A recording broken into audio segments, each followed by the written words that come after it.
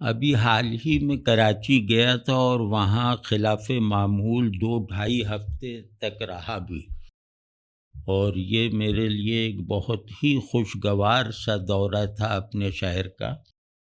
اور اس خوشگواری کی جو بڑی وجہ ہے وہ یہ ہے کہ اس مرتبہ مجھے کچھ نوجوان ایسے ملے جنہوں نے میرے اندر جیسے امید کی دبتی ہوئی لو کو دوبارہ بڑھا دیا، اور میں مطلب 1-2 نہیں بلکہ 8-10 نوجوان ایسے ملے کہ انہیں دیکھ کر واقعی آنکھیں ٹھنڈی ہو گئیں، دل کو سکون ملا، اور ذہن کو بھی ایک اعتماد سا حاصل ہوا کہ نہیں، ابھی ذہن اور دل رکھنے والے لوگ نوجوانوں میں باقی ہیں، اور یہ وہ نوجوان ہیں جو علم کو اس کی اساس کے ساتھ، یعنی علم کو اس کے انٹرنلائزڈ اسٹرکچرز کے ساتھ جو ہے وہ جاری رکھیں گے اس روایت کو۔ تو ان میں ایک صاحب ہیں جوہر مہدی صاحب، نوجوان ہیں، فلسفے میں دلچسپی رکھتے ہیں، ادب پہ بہت گہری نظر ہے، شاعر اور وہ ادیب بھی ہیں۔ تو ان سے میں مانوس ہو گیا، وہ مجھ سے مانوس ہو گئے، تو پھر طے پایا کہ یہ مجھ سے کچھ موضوعات پہ گفتگو کریں گے اور اسے ریکارڈ کر کے نشر کیا جائے گا۔ تو جوہر مہدی صاحب کی وساطت سے اس دن ایک بہت ہی حیران کن شخصیت سے بھی ملاقات کی توفیق نصیب ہوئی۔ وہ حسان صاحب ہیں جو جوہر صاحب کے استاد بھی ہیں اور دوست بھی ہیں، اور عمر میں زیادہ فرق بھی نہیں ہے، اور وہ فلسفہ پڑھاتے ہیں۔ اور جب میں نے ان سے گفتگو کی، یعنی یہ جو گفتگو کی ریکارڈنگ کے دوران میں مجھے عجیب احساسات ہوتے رہے، اور ان میں سے ایک احساس یہ ہے کہ ان کو میری جگہ بیٹھنا چاہیے تھا، مجھے ان کی جگہ جیسے سوال اور استفسار کرنے والے کی پوزیشن لینی چاہیے تھی۔ تو انتہائی کثیر المطالعہ اور جدید ترین رجحانات کو ان کی بہترین نیریشن کے ساتھ جاننے والے یہ حسان صاحب مجھے ملے، اور میں کہہ سکتا ہوں کہ یہ جیسے اس دورے کے حاصلات میں سے تھا۔ تو ان دونوں استاد شاگرد اور دونوں دوستوں کے ساتھ کچھ موضوعات پر ایک پوڈ کاسٹ ہوا جو جوہر صاحب ہی جس کے محتمم تھے۔ تو وہ جو ریکارڈنگ جب ہوئی تو ایک گروپ ہے جس کے جوہر صاحب بھی ممبر ہیں اور میں بھی، وہاں جوہر صاحب نے یہ شیئر کیا، تو اس پہ کچھ حضرات نے، ایک خاتون اور کچھ حضرات نے کچھ اشکالات، کچھ ریزرویشنز اور کچھ اصلاحات جیسے پیش کیں، اور مطلب جو اس میں غلطیاں یا کمزوریاں رہ گئی تھیں ان کی نشاندہی کی، اور بہت قابلیت سے، بہت مہذب انداز سے۔ تو یہ گروپ جو ہے یہ میں اس کا ممبر ہوں، اور میں نے ایسا جو ایک وہ جو ہے نا کمیونٹی، جو علمی کمیونٹی ایسی نہیں دیکھی۔ تو وہ اس کا نام ہے سائفل ملٹی ورسٹی، یعنی سائنس فلاسفی ملٹی ورسٹی، اور اس نام سے ہی آپ اندازہ لگا لیجئے۔ اور دوسرے یہ کہ میں اس گروپ سے باقاعدہ متعلق ہوں، باقاعدہ سے مراد یہ کہ میں ان کی چیزیں دیکھتا رہتا ہوں اور بہت کچھ سیکھتا رہتا ہوں۔ میں کہہ سکتا ہوں کہ یہ گروپ ایسا ہے جس سے مجھے روزانہ کچھ نہ کچھ سیکھنے کا موقع ملتا ہے۔ تو اس کے جو ایڈمن ہیں، محتمم ہیں، میں ان سے بالمشافہہ واقف نہیں ہوں، لیکن ان کی چیزیں زیادہ ہوتی ہیں اس گروپ میں۔ تو محمد آصف صاحب، مطلب اگر یہ نوجوان ہیں تو ایسا نوجوان کم ہی ہوگا ہمارے یہاں، اور اگر یہ بوڑھے بھی ہیں تو ایسے بوڑھے بھی تقریباً ناپید ہیں ہمارے یہاں۔ مطلب ایسا ذہن، ایسی بصیرت اور بے مثل سی تجزیاتی صلاحیت، اور مطلب ادب اور علم کو ان کی ڈسپلنری باؤنڈریز کے ساتھ متحد رکھنے والا پرسپیکٹو، سائنس وغیرہ سب، یہ میں نے ان میں بہت زیادہ قابل رشک جیسے مضبوطی کے ساتھ دیکھا ہے۔ اور میں ویسے بھی ان کی لکھی ہوئی تحریریں ایک زیادہ چوکس ہو کر پڑھتا رہتا ہوں، اور بہت محظوظ ہوتا ہوں، خوش ہوتا ہوں، اور ایک طرح کی احسان مندی محسوس کرتا ہوں کہ جو موضوعات فرض کیا، وہ تو بہت سارے موضوعات پہ بات کرتے ہیں جو ہمیں پتہ ہی نہیں ہے، لیکن جن موضوعات کی کچھ شد بدھ ہمیں ہے، ان موضوعات پر ان کی تحریریں ایسی ہیں کہ واقعی یوں لگتا ہے کہ ابھی کوئی ہے، مطلب زمانہ بالکل بنجر نہیں ہوا۔ ان کے میں نے کچھ تجزیے پڑھے ہیں، کچھ نظموں کے تجزیے مختلف عنوانات سے، مطلب اسٹرکچرلزم کے، اس فارملزم، یہ سب تو بہت قابلیت ہی نہیں، اس سے صرف اتنا نہیں معلوم ہوتا کہ انہیں فلاں لٹریری تھیوری آتی ہے، یہ اسے برتنا بھی جانتے ہیں، بلکہ یہ احساس ہوتا ہے کہ ان کا تعلق بہت جیسے علم کے ساتھ وجودی نوعیت کا ہے، یعنی وہ ذہن سے تجاوز کر کے، ذہن سے چھلک کر، گویا ان کے اندر کچھ جیسے موجود ہونے کی نئی نئی سطحیں جو ہے وہ پیدا کر رہا ہے۔ یہ تو خیر ایک تاثراتی سی بات ہے، تو مجھے ان کے بارے میں شروع سے یہی احساس ہوتا رہا۔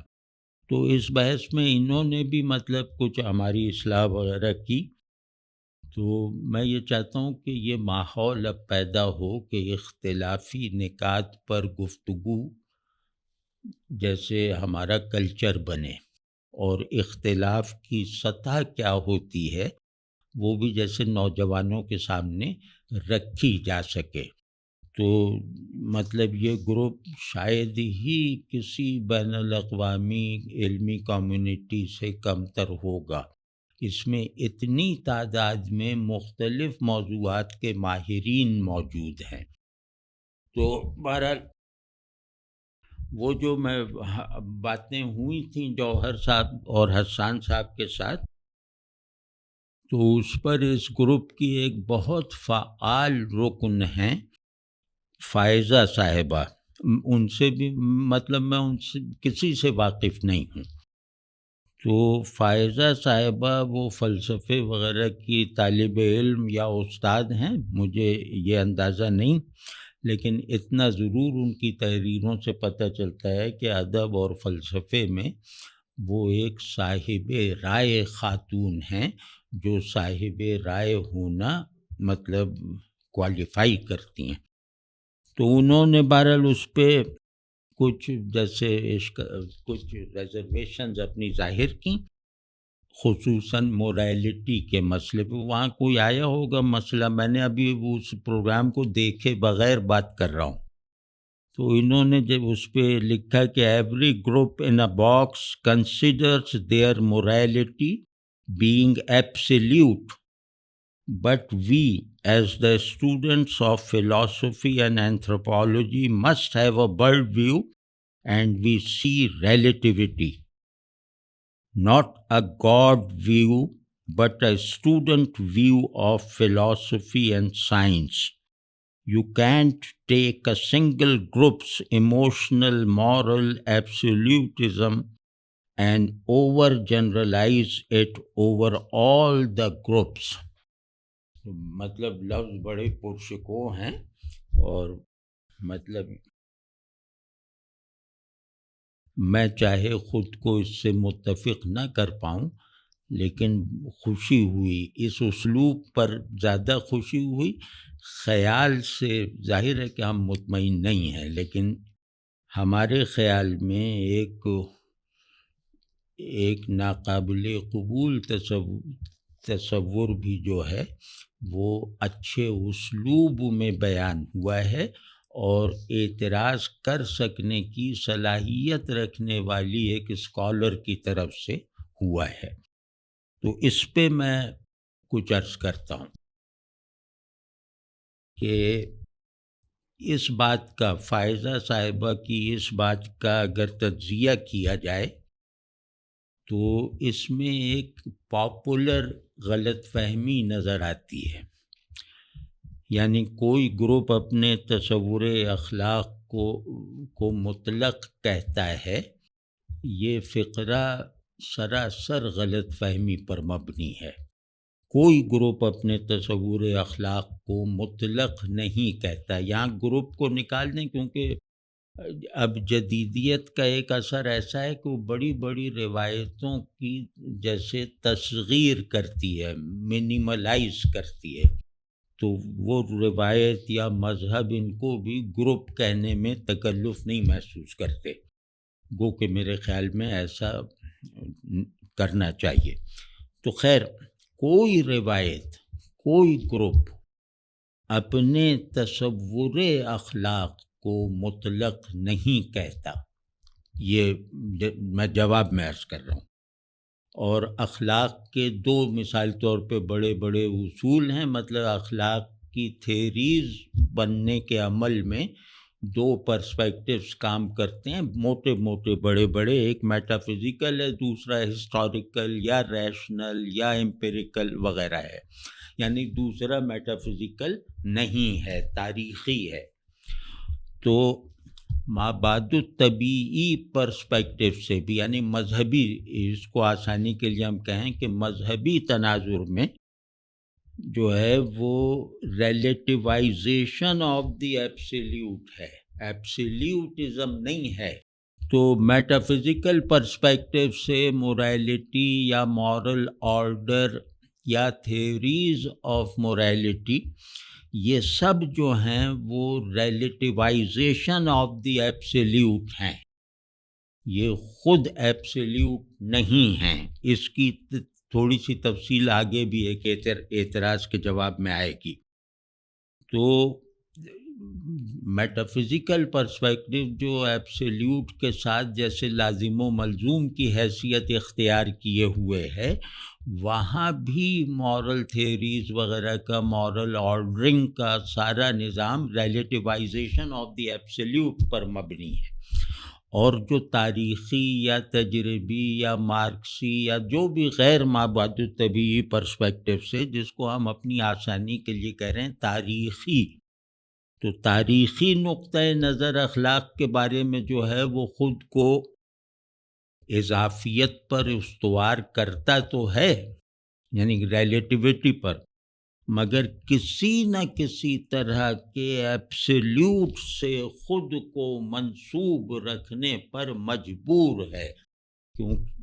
اس لیے کہ ریلیٹیوٹی اپنے ایسنس کو لوز کر جائے گی، میننگ لیس ہو جائے گی اگر وہ ایبسلیوٹ، چاہے وہ ذہنی ہو یا تاریخی ہو، وہ کسی بھی وہ ایبسلیوٹنیس کے ساتھ لا تعلق رہ کر ریلیٹیوٹی بے معنی اور ایبسرڈ ہے۔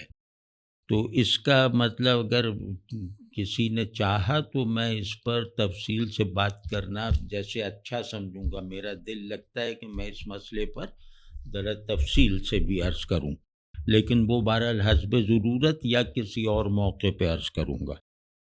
تو اس لیے فلسفے اور اینتھروپولوجی کے طلباء کو جو ہے وہ ابھی اپنی تعلیم جاری رکھنی چاہیے، فیصلے نہیں دینے چاہیے۔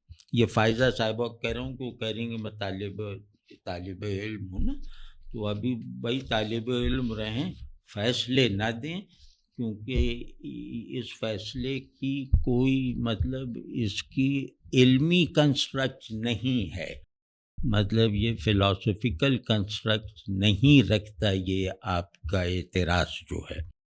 تو اسی طرح فائزہ بی بی نے بہت ذہانت سے دو پیراڈاکسز بنائے، مطلب ہماری بات یہ کہ ریلیٹیوٹی ایبسلیوٹ کے بغیر میننگ لیس، بیس لیس، کانٹینٹ لیس اور مطلب نان بینگ ہے، تو اس پر اب یہ فرما رہی ہیں کہ میں نے یہ جو لاجیکل ایک ڈائلیما سا پیدا ہو گیا ہے ایبسلیوٹ اور ریلیٹو کے درمیان موریلٹی میں، تو میں نے اس کو دو پیراڈاکسز کی شکل دی ہے۔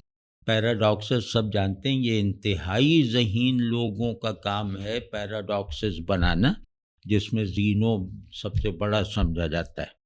تو خیر اب ہم اس پہ نہیں جاتے کہ پیراڈاکس کیا ہوتا ہے۔ یہاں پیراڈاکس جو ہے کہ دو ایسی باتیں جو مل نہ سکیں ان کو ملانے کی کوشش، اور پھر اس کا کیا نتیجہ نکلتا ہے اس کا بیان۔ تو پیراڈاکس نمبر 1 ان کا جو ہے وہ یہ ہے کہ relative morality by its principle has to endorse absolute morality, otherwise relative morality will negate itself. تو بہت اچھا، مطلب اس کی اسلوب، اس کی بناوٹ سب پیراڈاکس میں بنانے، پیراڈاکس میں خوبصورتی پیدا کرتی ہے، لیکن یہ کہ یہ پیراڈاکس شاعرانہ ہے، فلسفیانہ نہیں ہے۔ اور اس وجہ کیا ہے؟ وہ ہے کہ موریلٹی ہمیشہ اضافی ہوتی ہے۔ یہ کس نے کہا کہ موریلٹی ایبسلیوٹ ہوتی ہے؟ موریلٹی ہمیشہ اضافی ہوتی ہے، مطلق نہیں ہوتی، کیونکہ جس چیز میں ہیومن ایجنسی آ جائے وہ اضافی ہو جاتی ہے۔ جو چیز بھی ذہن سے باہر پرٹیکولرائز ہو جائے وہ ریلیٹو ہو جاتی ہے۔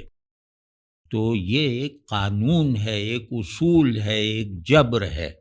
تو کسی کی بات اگر ان اصطلاحوں میں ہو رہی ہے تو اس بات کو سمجھنے کے لیے کچھ چیزوں کو ٹیکن فار گرانٹیڈ لینا پڑتا ہے۔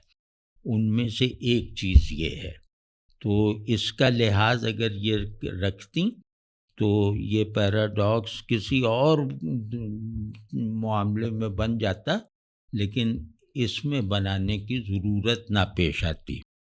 تو اضافی مطلق کے حوالے سے اضافی ہے۔ پھر کہہ رہا ہوں یہ جو لفظ ہے اس کی پوری کنسٹرکٹ یہ مطلق کے حوالے سے ہے، اور یہ حوالہ نکل جائے یعنی مطلق کا ریفرنس اگر نکل جائے تو ریلیٹیوٹی ایز سچ شعور سے نکل جائے گی، اور ریلیٹو ایز سچ وجود سے غیر متعلق ہو جائے گا۔ یہ تھوڑا سا آواز بلند کر کے خطیبانہ انداز میں ہی کہہ رہا ہوں، اس پہ ذرا غور کریں اور اس پر پھر مطلب اس پر ہماری اصلاح کریں، لیکن یہ کہ پہلے یہ ظاہر ہونا چاہیے کہ آپ یہ بات سمجھ رہے ہیں۔ تو ریلیٹو کی بھائی بنیاد ہی اپنی نفی پر ہے۔ یہ نفی یا تو کسی ٹرانسینڈنٹل پرنسپل کی بنیاد پر ہوگی، اس کے سائے میں ہوگی، یا تاریخ کی اساس پر ہوگی۔ دونوں صورتوں میں کسی نہ کسی طرح کی ایبسلیوٹنیس حالت اظہار میں رہتی ہے۔ تو ہماری جو روایت ہے، مطلب ہمارے ساتھ مسئلہ یہ ہو گیا ہے کہ یہاں کوئی مارکسسٹ روایت کا نمائندہ ہے، کوئی کسی روایت کا امین ہے، اس روایت میں کی تشکیل میں کسی بھی طرح کا کوئی کردار ادا کیے بغیر، تو ہم کئی روایتوں سے ہمارے یہاں تعلق مکمل پیسیوٹی کی حالت میں ہے، مطلب ہم ایکٹیو سیلف کے ساتھ اس کا حصہ نہیں ہیں۔ تو یہ بات بھی جیسے ایک ناصحانہ انداز سے کہہ رہا ہوں کہ روایت وہ ہوتی ہے جس میں آپ کا ایکٹیو سیلف جو ہے وہ برسر کار رہے، اور آپ کی پیسیوٹی میں جو ہے وہ کمی آتی جائے، سمٹاؤ آتا جائے، یہاں تک کہ وہ پرنسپلز تک محدود ہو جائے، اور اس پرنسپل کی جو ایک مینیفیسٹیشن کا نظام ہے اس نظام میں فعال اور خود مختار بنے۔ تو اب یہاں کے مارکسسٹوں کو بیچاروں کو کیا معلوم کہ مارکسزم ان کا کون سا ایکٹیو پارٹ ہے اس میں، یا کسی بھی روایت میں جو ہمارے اندر سے نہیں پیدا ہوئی. تو خیر وہ یہ کوئی علمی اعتراض نہیں ہے، ویسے ہی ایک نفسیاتی بات کر رہا ہوں. تو اب ریلیٹو اپنے آپ کو نگیٹ کرتا رہتا ہے اپنے قیام کے لیے. اس کا قیام پرماننس پر نہیں ہے، تسلسل پر ہے. تو تسلسل کا ہر عمل پچھلی کڑی کی نفی سے مشروط ہے. تو یہ بات مطلب بالکل سادہ ہے، اور جن لوگوں نے فلسفہ مطلب ابتدائی درجے میں بھی پڑھا ہے، خاص طور پہ جرمن آئیڈیلزم وغیرہ، تو وہ اس بات سے مانوس ہیں. یہ بالکل جیسا ان کے لیے گھر کے روزمرہ میں بیان ہونے والی بات ہے. تو اب یہ نفی تاریخ کی بنیاد پر ہوگی یا کسی میٹافزیکل پرنسپل کی بنیاد پر، تو دونوں صورتوں میں کسی نہ کسی طرح کی ایبسلیوٹنیس وہ جیسے بہت ناگزیر حوالے کے طور پہ موجود رہتی ہے، اس کو نظر انداز نہیں کیا جا سکتا. اس کے ایفیکٹ میں رہتے ہوئے ریلیٹیوٹی کے نئے آفاق دریافت کیے جاتے ہیں. تو ہم اپنی روایت میں اس پورے عمل کو، اس پوری بحث کو ایک جملے میں سمیٹ کر کہہ سکتے ہیں، اور وہ جملہ یہ ہے کہ حقیقت چاہے وجودی ہو یا ذہنی، یہ مطلق ہے، اور حقیقت کی ذہنی یا خارجی مینیفیسٹیشنز اضافی ہیں. حقیقت ذہن میں ہو یا وجود میں ہو، دونوں صورتوں میں مطلق ہے، اور اس حقیقت کی ذہنی نسبتیں یا اس حقیقت کے خارجی ظہور کے جو میڈیم ہیں، وہ سب کے سب اس حقیقت سے آئیڈینٹیکل ہونے کی حالت میں بھی اضافی رہیں گے. یہ پورا آرڈر ہے، اس کو سمجھیں اور اس کے پورے پن پہ تنقید کریں، اجزاء پہ نہیں. تو دوسرا جو پیراڈاکس ہے یہ بھی دلچسپ ہے کہ absolute morality by its principle has to endorse absolute morality of other groups, and in this way absolute morality will disperse into relative morality.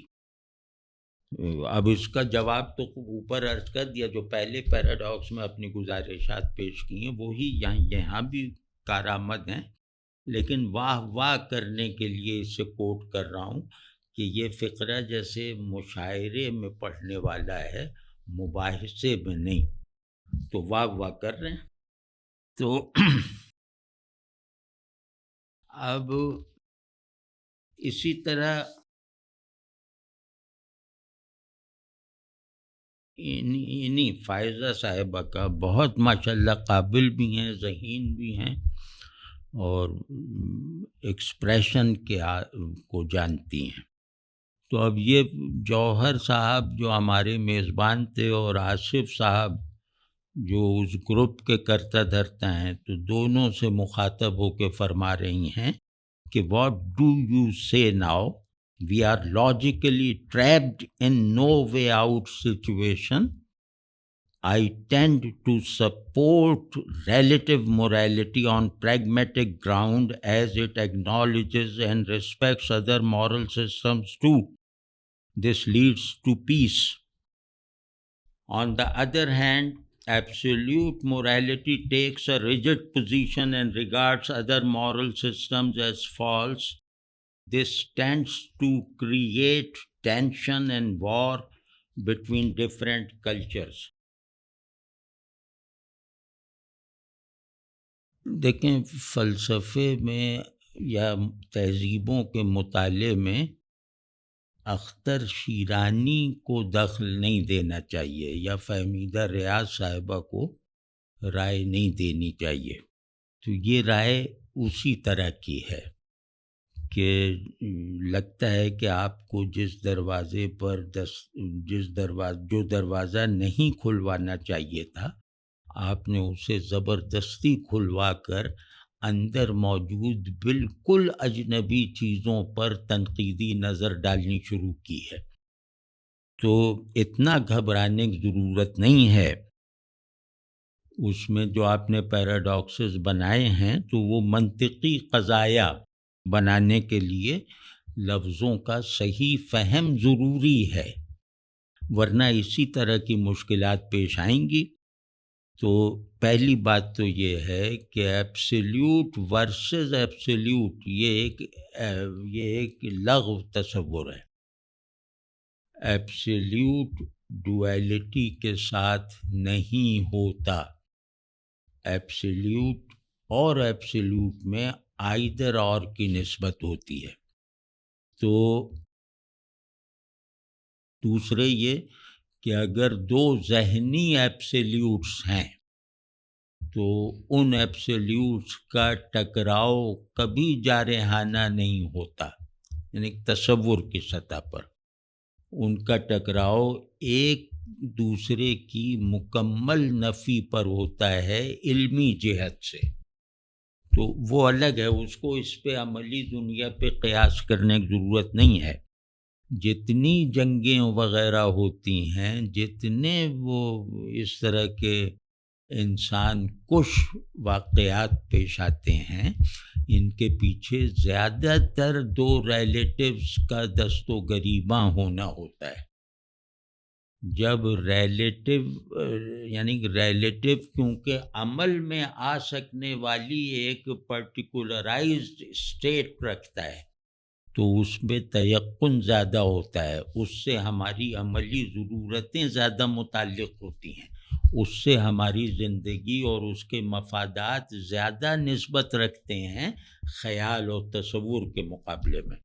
تو یہ انسانوں کے درمیان مفادات سے پیدا ہونے والی جنگیں ہوتی ہیں، ان کا نظریات سے اتنا تعلق نہیں ہوتا۔ یہ جو ایک popular version of history reading ہے کہ دیکھو مذاہب کا ٹکراؤ، دیکھو نظریات کا تصادم، تو یہ اتنی سادہ باتیں نہیں ہیں۔ مذاہب کا ٹکراؤ دیکھا جائے گا اسکرپچر میں، اور اہل مذاہب کا ٹکراؤ ریلیٹیوٹی کی اساس پہ ہے، ایبسولوٹزم کی بنیاد پر نہیں ہوتا۔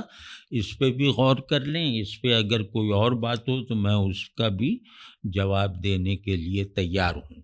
میری رائے میں یہ پوری چیز ایک غلط فہمی پر کھڑی عمارت کی طرح ہے، اور اس میں تھوڑا سا اخلاق وغیرہ کے بارے میں ایک طالب علمانہ کم فہمی بھی دکھائی دیتی ہے۔ تو اخلاق میں وہ جو ہے حقیقت سے زیادہ غایت دیکھی جاتی ہے، مقصد۔ اور حقیقت جب ہم کہتے ہیں تو کسی بھی شے کی حقیقت میں اختلاف ممکن ہے، لیکن غایت میں اختلاف کم ہی وجود میں آتا ہے۔ دو مختلف نظریات رکھنے والی تھیوریز کی غایت میں اختلاف بہت مشکل ہے کہ دکھائی دے، ان کے اوریجن اور ان کی حقیقت میں اختلاف ہوتا ہے۔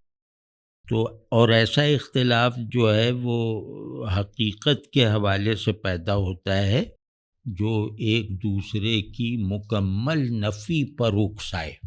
خیر، تو یعنی ایک مورل آرڈر حقیقت اور غایت دونوں رکھتا ہے۔ یہ پہلی بات ہے، میں مختصر بات کرنا چاہ رہا ہوں، اس لیے اس کو جیسے ٹکڑوں میں کہہ رہا ہوں کہ ایک مورل آرڈر، ایک کلیکٹیوٹی کا جو ہے وہ نقطۂ اجتماع، وہ حقیقت بھی رکھ سکتا ہے اور غایت بھی، یعنی اپنے ماننے والوں، اس مورل آرڈر پر چلنے والے اس مورل آرڈر کو دو طرح سے دیکھ سکتے ہیں۔ ایک طریقہ یہ ہے کہ ہماری موریلٹی حقیقت بھی رکھتی ہے اور غایت بھی، اور عموماً یہ حقیقت اور غایت ایک ہوتی ہے۔ کہ مثال طور پہ جیسے ہم کہیں کہ ہمارا اخلاق یہ ہے کہ ہم اللہ کو خوش کریں، کہ ہم واقعی تعلق نبھانے میں سنجیدہ ہیں۔ تو یہ اخلاق کی حقیقت کیا ہوئی؟ اللہ کی رضا کا حصول۔ یہی غایت بھی ہے کہ اس حقیقت کو عمل میں رکھو تاکہ اللہ کی رضا حاصل ہو جائے۔ واضح ہے نا؟ تو ایک تو اس طرح دیکھنے کا انداز ہے، اور دوسرا مورل آرڈر جو ہے وہ محض مقصد اور غایت پر اکتفا کرتا ہے، مطلب وہ اپنے ماضی کی جو کازیشن وغیرہ ہے اس سے دلچسپی نہیں رکھتا، بلکہ وہ مستقبل کو نظر میں رکھ کر اپنے مورل آرڈر کے وجود میں آنے کے مقاصد جو ہے وہ خود پر واضح رکھتا ہے۔ تو وہ غایت ہے کہ بھئی اچھی سوسائٹی ہو جائے تاکہ انسان مساوات کی نسبت پیدا کر لیں، تاکہ معیشت اچھی ہو جائے، تاکہ جرائم کم ہو جائیں وغیرہ وغیرہ، یہ غایتیں ہیں۔ تو رہا یہ سوال کہ جیسے ایک مثال میں عرض کرتا ہوں کہ دو سوالات ہیں کہ انسان اپنی حقیقت میں کیا ہے، اخلاق کیا ہے کا سوال انسان کیا ہے کے سوال سے جڑا ہوا ہے۔ تو انسان اپنی حقیقت میں کیا ہے، یہ ایک ویلڈ سوال ہے، اور انسان اپنی غایت میں کیا ہے، یہ بھی ایک ویلڈ سوال ہے۔ واضح ہے نا کہ دونوں سوالات علمی، اخلاقی غرض ہر پہلو سے ویلڈ ہیں۔ ان کے مطلب یہ سوالات اپنا جواز رکھتے ہیں، چاہے ان کے جوابات آپس میں ٹکراؤ رکھتے ہوں۔ تو انسان اپنی حقیقت میں کیا ہے، انسان اپنی غایت میں کیا ہے۔ تو کسی مورل آرڈر میں، یعنی انسانی اجتماعیت کی تشکیل کرنے والا ایک مانا ہوا اور عمل میں رکھا جانے والا نظام، اس میں یہ دو ممکن ہے کہ یہ ایک ہی سوال ہو، یعنی حقیقت کیا ہے کا جواب دیں گے تو غایت خود بخود آ جائے گی، غایت کیا ہے کا جواب دیں گے تو حقیقت بھی اپنا اظہار کر لے گی۔ یہ ان میں دوئی نہیں ہے۔ کسی مورل آرڈر میں یہ ایک ہی سوال ہے، یعنی مذہبی مورل آرڈر، اور کسی میں یہ دو سوالات ہیں۔ ان میں سے ایک کو چننا پڑتا ہے، ایک کو چھوڑنا پڑتا ہے، یا دونوں کو ایک دوسرے سے الگ الگ رکھنا پڑتا ہے۔ وہ آئیڈیا اور پریکٹس کی سطح پر ہو، تھیوری یا پریکٹس کے عنوان سے ہو، آئیڈیل اور ایکچول کے نام سے ہو، غرض ان کی دوئی کو برقرار رکھا جاتا ہے کسی ایک کا انکار کیے بغیر۔ لیکن بعض ایک مورل آرڈر ایسا ہوتا ہے کہ جس میں صرف غایت کو پیش نظر رکھنا ویلڈ ہے، حقیقت کیا ہے کا سوال اپنی ایبسٹریکشن کی وجہ سے یا اپنی ویریفائبلٹی کا امکان نہ رکھنے کی وجہ سے وہ کوئی سوال ہی نہیں ہے۔ مطلب یہ سوال ایسا ہے کہ نہ علم سے پیدا ہوا ہے اور نہ کسی علم کی پیدائش کا سبب بن سکتا ہے۔ تو غرض یہ تین حالتیں ہیں، لیکن ان تینوں میں ایک چیز مشترک ہے، آئیڈیا عمل میں آ کر ریلیٹو ہوتا ہے۔ آئیڈیا ذہن میں ہونے کی حالت میں بھی کبھی ریلیٹو نہیں ہوتا، لیکن وہی ایبسلیوٹنیس رکھنے والا آئیڈیا پریکٹس میں آ کر ریلیٹو ہو جاتا ہے، کیونکہ ریلیٹو ہونا وجود خارجی پانے کی شرط ہے۔ ریلیٹیوٹی اور پرٹیکولرائزیشن یہ موجود ہونے کی شرطیں ہیں، وجود خارجی کے دلائل ہیں، اور تمام جو سبسٹنس آف ویریفیکیشن ہے وہ اسی بنیاد پہ کھڑا ہوا ہے۔ تو یہ وہ مطلب ذرا سب میری درخواست یہ ہے کہ یہ ایبسلیوٹزم اور ریلیٹیوزم ان کے جھگڑے میں پڑنے سے پہلے تھوڑا سا جو فریق مخالف جسے سمجھ رکھا ہے اس کے ڈسکورس کے فہم کا بھی جیسے ایک قابل اعتبار مظاہرہ کرنا چاہیے، ورنہ یہ کہ اس کی تو سمجھ ہی نہیں آئے گا کہ آپ اعتراض کس بنیاد پہ کر رہے ہیں۔ فائزہ صاحبہ کے بعد ایک اور صاحب ہیں، بہت فاضل آدمی معلوم ہوتے ہیں، پارس جان صاحب، جو مارکسسٹ لگتے ہیں، تو انہوں نے اپنے پرسپیکٹو سے یعنی مارکسسٹ پرسپیکٹو سے ہماری کچھ غلطیاں نکالی ہیں، تو ان کو بھی وہ ذرا زیادہ ہیں تعداد میں، تو ان میں سے کچھ میں آج کرتا ہوں، اس کے بعد ایک الگ نشست میں ان کے بقیہ اعتراضات کو تسلیم کرنے یا نہ تسلیم کرنے کے دلائل دوں گا۔ یہ فرماتے ہیں کہ the main fundamental and basic point of him یعنی جاوید کا was that humans are moral beings. This is scientifically and philosophically a blunder. The human beings were not moral beings before so-called civilization. Civilization is only 5,000 to 6,000 years old, whereas we have already discovered 6.5 million old human fossil. It means morality is very newish to human beings, and even this morality is still not applicable in its true essential meanings.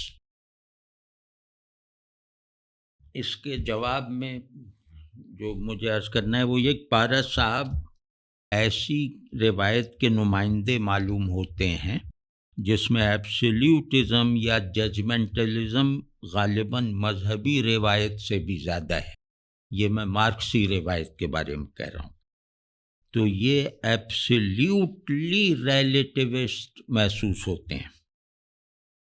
اب مثال طور پہ یہی کہ انسان اخلاقی وجود ہے، یہ ایک قضیہ ہے، ایک ججمنٹ ہے، ایک دعویٰ ہے اور ایک ڈیفینیشن ہے، تو اس فقرے کا مطلب پارس صاحب شاید اس لیے نہیں سمجھتے کہ انہیں جیسے مسلمانوں کی آنکھیں بند ہیں اسی طرح انہیں بھی اپنے دین سے باہر کچھ نظر نہیں آتا۔ جس سائنس اور فلسفے کو وہ اپنے قول فیصل کی بنیاد بنا رہے ہیں اسے سرے دست ان مباحث میں ایک فیصلہ کن سند بنا کر پیش کرنے کا سرے سے کوئی علمی جواز نہیں ہے، یعنی خود ان دونوں ڈسپلنز میں اپنے کو یہ حیثیت دلوانا منظور نہیں ہے۔ تو انسان سوچ سادہ سی ایک بات ہے کہ انسان جب سے اخلاقی شعور اور اخلاقی حس کا حامل اور ان پر عمل کرنے والا بنا ہے اسی وقت سے وہ انسان ہے۔ لفظوں کی لڑائی میں نہ پڑیں، جو میرا شجرہ جو ہے اگر بقول آپ کے 7,000 سال پہلے شروع ہوا ہے تو میں وہی 7,000 سال پہلے پیدا ہونے والے انسان کو ڈیفائن کر رہا ہوں، تو اس سے پہلے کی جو بھی مخلوق تھی انسان کے نام سے، سیپینس کے نام سے، وہ اس ججمنٹ کا حصہ ہی نہیں ہے، تو آپ یہ بلا وجہ کا بوجھ مجھ پر کیوں لاد رہے ہیں کہ جو لوگ مراد نہیں ہیں اس قول میں ان کا وزن بھی ہم پہ ڈالا جا رہا ہے، دیکھو وہ تو نہیں تھے تو تمہاری بات غلط ہے۔ تو انسان کا اخلاقی وجود ہونا یعنی کہ پوری بات میرے خیال میں یہ ہے کہ انسان کا اخلاقی وجود ہونا تاریخ کے جس مرحلے پر بھی سامنے آیا ہو اس سے اس ججمنٹ پر کہ انسان اخلاقی وجود ہے کوئی فرق نہیں پڑتا۔ تو اسی طرح ایک دوسرا ہے ان کا اعتراض کہ on the question of priority of matter he said that prime matter is a metaphysical notion اور اونلی این ایبسٹریکشن۔ بالکل ایسا کہتا ہوں، This is the fundamental philosophical question which is prior, matter اور idea. یہ ٹھیک ہے.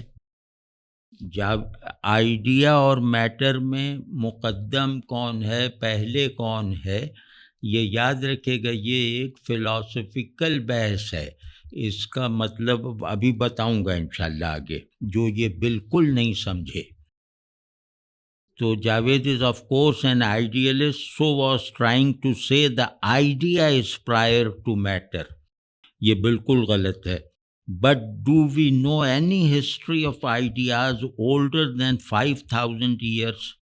میری رائے میں یہ جملہ انہیں لکھ لیا تھا اگر تو چھپا لینا چاہیے تھا. یہ مطلب اتنا زیادہ غلط ہے کہ آئیڈیا کی یہ تعریف اتنی زیادہ غلط ہے کہ اس پر اعتراض یا تائید دونوں کرنے کا کوئی جواز نہیں بنتا. تو آئیڈیاز آر ناٹ ایبسلیوٹ، یہ دوسری بہت بڑی غلط فہمی ہے، اور یہ مطلب حملہ کرنے میں بغیر تیاری کے جلدی کا عمل دکھائی دیتا ہے. Ideas are always absolute. تو ideas are evolved under the material conditions. ہاں، کانسیپٹس یہ سب ایوالو ہوئے ہیں. Let me explain that. Do we have any idea about the ideas of pre-human creatures? میں بھائی افسوس سے کہہ رہا ہوں کہ یہ مضحکہ خیز باتیں ہیں، یہ مزاحیہ فقرے ہیں. مطلب یہ ان کا کوئی سر پیر نہیں ہے کہ do we have any idea about the ideas of pre-human creatures? So idea in the sense of general philosophy or taken by Javed is in fact the idea of a human being. سرے سے غلط ہے.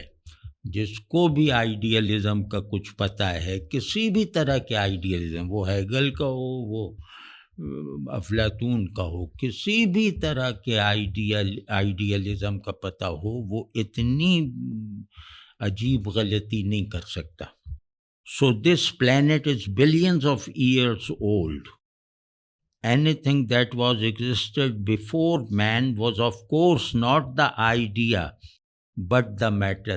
یہ بالکل جیسے ادھر ادھر کی چیزوں کو ملانا ہے، دونوں کو نہ سمجھتے ہوئے. مطلب میں لگتا ہے کہ عمر میں چھوٹے ہی ہوں گے، تو ویسے کہہ رہا ہوں کہ دو چیزوں میں لڑائی کروا رہے ہیں. جیسے ایک صاحب مرغے اور خرگوش میں لڑائی کروا رہے ہیں. ان سے کسی نے پوچھا کہ بھئی یہ دو کون ہیں جنہیں تم لڑوا رہے ہو؟ تو اس نے کہا کہ ایک لومڑی ہے اور دوسری بطخ ہے. تو اس طرح یہ آئیڈیا اور میٹر میں لڑائی کروا رہے ہیں. تو میٹر اور آئیڈیا کی بحث اتنی سادہ نہیں ہے کہ اس میں صرف مارکسسٹ ہونے کی بنیاد پہ آدمی رائے دے سکے. تو ایک طرف تو یہ صاحب آئیڈیا کو افلاطون سے نسبت دے رہے ہیں، اور دوسری طرف اسے دماغی تصور وغیرہ کی حیثیت سے بیان کر رہے ہیں. مطلب یہ عجیب سی بات ہے. تو پارس صاحب کو بہرحال یہ بات سمجھنی چاہیے کہ میری گفتگو میں آئیڈیا جس مفہوم میں استعمال ہوا ہے، ظاہر ہے وہ یہ مفہوم یقیناً نہیں ہوگا جسے پارس صاحب نشانہ تنقید بنا رہے ہیں. تو یہ کون کہہ سکتا ہے؟ وہ اس مفہوم کو تو سمجھے نا. تو یہ کون کہہ سکتا ہے کہ انسانی ذہن کا بنایا ہوا آئیڈیا پہلے ہے اور مادہ بعد میں؟ مطلب اتنی بے سروپا بات کوئی کہہ سکتا ہے؟ تو انہیں چاہیے کہ پہلے میرا مفہوم درست طریقے سے بیان کر کے دکھائیں.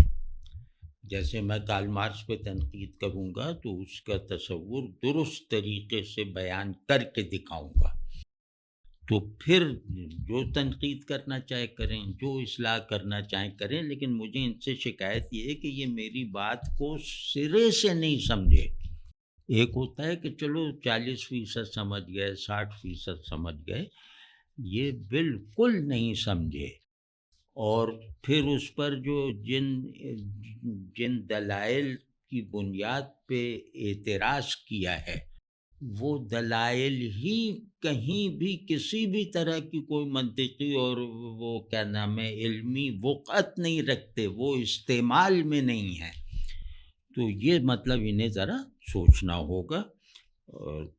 تو اسی طرح جو ہے وہ ایک اور جو ذرا جلدی ہو جائے گا، باقی ان کے جو اعتراضات رہ جائیں گے اس پر میں باضابطہ ایک نشست کروں گا اگلی مرتبہ، اگلے ہفتے انشاءاللہ.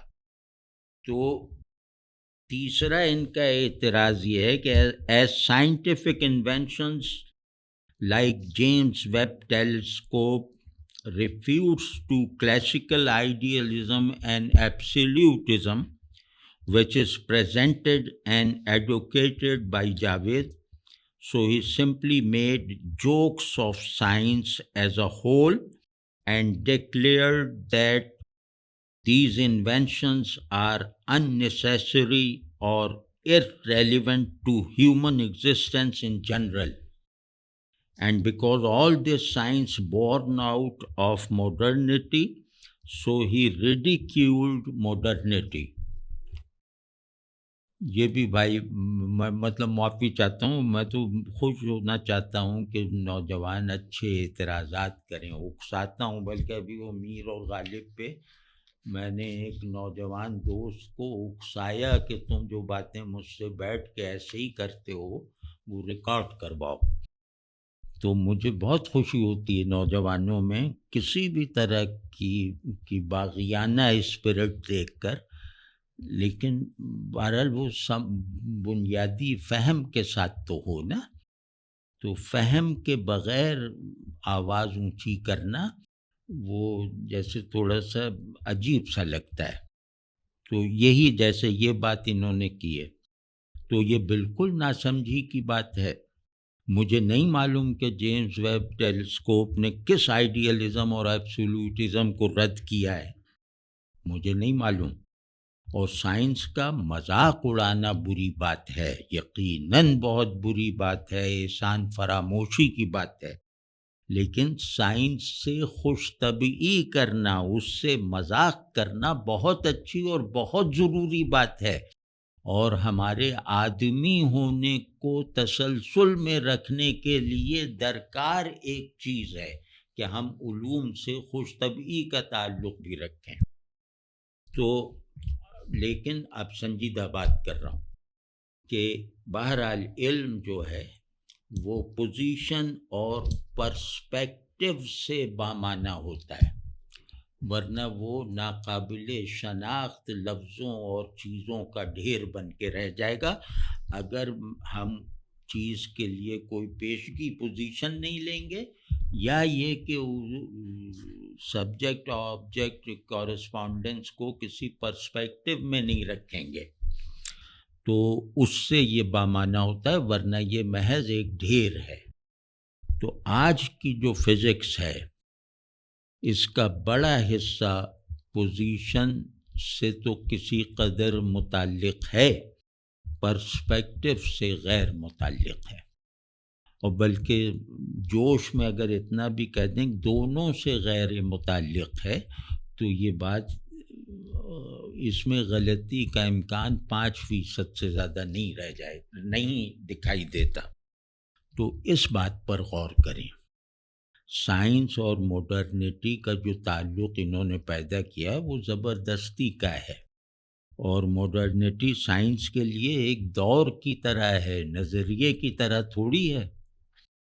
تو جدیدیت پر بھی جو میری ماڈرنٹی پر میری تنقید کا جو زور نظر آیا ہے وہ سائنس کی وجہ سے کم ہوتا ہے. اگر فزکس اور سائنس نہ ہوتی تو جدیدیت پر تنقید کا زور اور شدت بہت زیادہ ہوتی. ہم تو سائنس اور فزکس کے احترام میں، اور جس کا جدیدیت سے ایز سچ کوئی تعلق نہیں ہے، لیکن پھر بھی ہم جدیدیت کو تاریخ کا ایک دور مان کر اس پہ تنقید کرتے ہوئے اس لیے اس لیے مطلب اپنے پورے جذبات کا اظہار نہیں کر پاتے کہ فزکس بھی اسی دور میں اپنے کام کر رہی ہے. ہم پر احسانات بہت سے ہو رہے ہیں سائنس کی طرف سے، ٹیکنالوجی وغیرہ کی طرف سے، تو وہ تو بھائی سائنس کی وجہ سے کم ہوتا ہے، بڑھتا تھوڑی ہے. تو یہ بھی مطلب ایک عجیب سی بات ہے.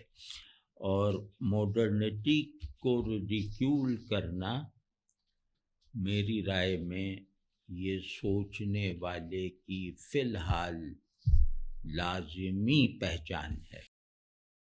جو سوچتا ہے جو آدمی کیا ہے کہ سوال اور اس کے نئے نئے جوابات کے فلو میں رہتا ہے، وہ ماڈرنٹی سے کا اگر اس کو ریڈیکیول نہیں کرتا تو وہ سچا انسان نہیں ہے. ہر سوچنے والا آدمی، اپنی آدمیت پر اصرار کرنے والا آدمی ماڈرنٹی کو اس کے بیسک ڈسکورس میں ریڈیکیول کرنے پر مجبور ہے. اور انسان کی اس وقت جو سب سے زیادہ درکار قوتیں ہیں ان میں سے ایک قوت یہ ہے کہ وہ اس سارے جھنجھٹ کا مذاق اڑا سکے. تو جناب یہ ہو گیا. اگلی مرتبہ انشاءاللہ پارس جان صاحب کے بقیہ اعتراضات، اور پھر آصف صاحب نے بھی کچھ ارشادات فرمائے ہیں، اور بلکہ ایک بڑی دلچسپ نظم بھی لکھی ہے اے آئی کی مدح میں، تو وہ بھی دیکھیں گے. وہ بھی کوشش کریں گے کہ وہ اسی ایک نشست میں ہو جائیں. تو وہ جو ان کی نظم سناؤں گا تو وہ جیسے بہت بڑے بڑے مضامین کا دروازہ کھلے گا اس سے، گو کہ وہ نظم مجھے پوری کی پوری ناقابل قبول ہے، لیکن یہ کہ اس میں چلو یہ تو بہت بڑی خوبی ہے کہ بہت بڑے مباحث کھلیں گے اس سے، جو ابھی تک ہم لوگوں پہ جیسے بند دروازوں کی طرح ہیں.